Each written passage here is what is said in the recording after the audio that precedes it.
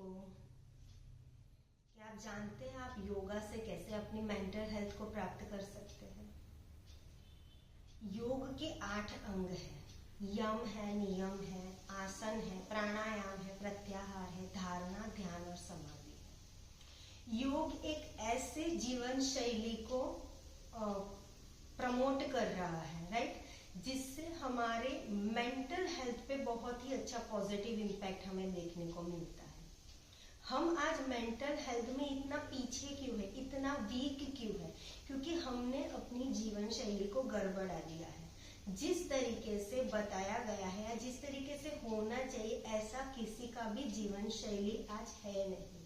तो उससे होता क्या है, हमें अनड्यू प्रेशर रहता है, दिमाग हमेशा सोचता रहता है, वो आगे रहता है या तो पीछे रहता है, राइट। ये कैसे हो गया और आगे क्या होगा, इसी ख्यालों में, इसी सोच विचार में हम अपनी पूरी साइकिक एनर्जी का व्यय कर देते हैं और पाते क्या है, मेंटल हेल्थ की बहुत बड़ी प्रॉब्लम, मतलब तनाव, स्ट्रेस, अवसाद, एंजाइटी, राइट।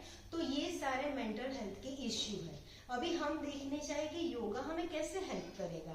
तो योग के सर्वप्रथम 2 अंग है, राइट, यम एंड नियम। यम हमें बताता है कि हमें समाज में कैसे रहना है। अगर हम समाज में सही तरीके से रह रहे हैं, राइट, हाँ, तो हमें सामाजिक प्रेशर नहीं लगेगा, हमें तनाव नहीं होगा, राइट। तो हम एक नियम को फॉलो करेंगे, अच्छे से जिएंगे, राइट। तो यम का भी अंदर दूसरा रूप, मतलब डिटेल बताया गया है, पर वो हम बाद में दूसरे वीडियो में कवर करेंगे। फिर नियम के ऊपर आते हैं, राइट। नियम क्या है, ये वो एटिकेट्स है, वो सारी चीजें हैं जो एक आदमी को खुद को पालन करना है जिसका, राइट। तो क्या होगा, मतलब शौच, संतोष, हाँ, तो तप, स्वाध्याय, ईश्वर प्रणिधान वगैरह, मतलब उसके डिटेल हम बाद में देख सकते हैं। पर ये कहने का मतलब है नियम के पालन व्यक्ति के खुद के लिए है कि जो अगर वो पालन करेगा तो उसको ज्यादातर तनाव, मतलब अगर वो संतोषी है ना, एग्जाम्पल फॉर, तो उसको तनाव नहीं होगा। उसको कर्म तो करना है पर जो मिले उससे संतुष्ट होना है और आगे की क्रियाओं के लिए उसको कार्यरत होना है। वहां पे उसको फंस के नहीं रह जाना है, स्टक नहीं होना है। फिर आसन आते हैं। आसन क्या करते हैं, आप क्या समझते हो, आसन केवल डिफरेंट पोजेज होते हैं? नहीं, पोजेज नहीं होते हैं। वो mind bending as well as वो body bending as well as वो माइंड बेंडिंग होते हैं, हमारे माइंड को भी बेंड करते हैं।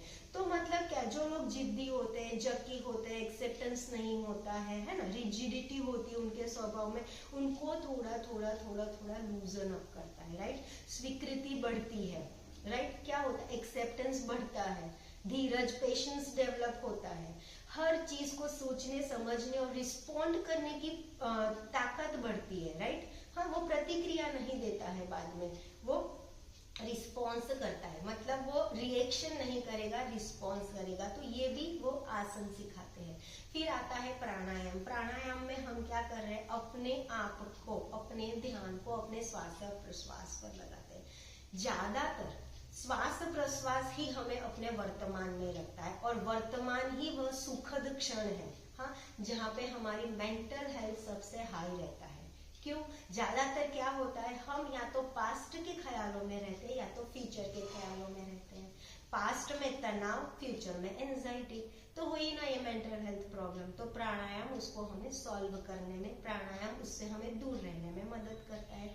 प्रत्याहार में क्या हो रहा है, हमने अपने, मतलब हम कैसे इस दुनिया से कनेक्टेड है, अपनी इंद्रियों के साथ, इंद्रियों के थ्रू, इंद्रियों के द्वारा हम देखते हैं, हम सुनते हैं, हम बोलते हैं, हम टच, हम महसूस करते हैं, राइट।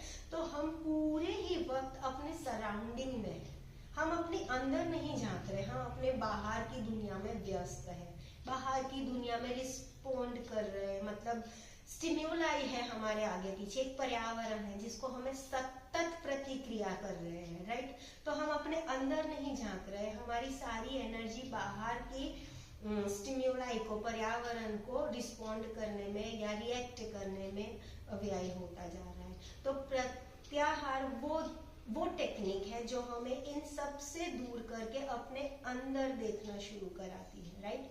हमें अपने अंदर झांकना शुरू कराती है। तो हमारी सारी साइकिक एनर्जी को हमने कॉन्सेंट्रेट किया अपने स्पिरिचुअल ग्रोथ के लिए, राइट।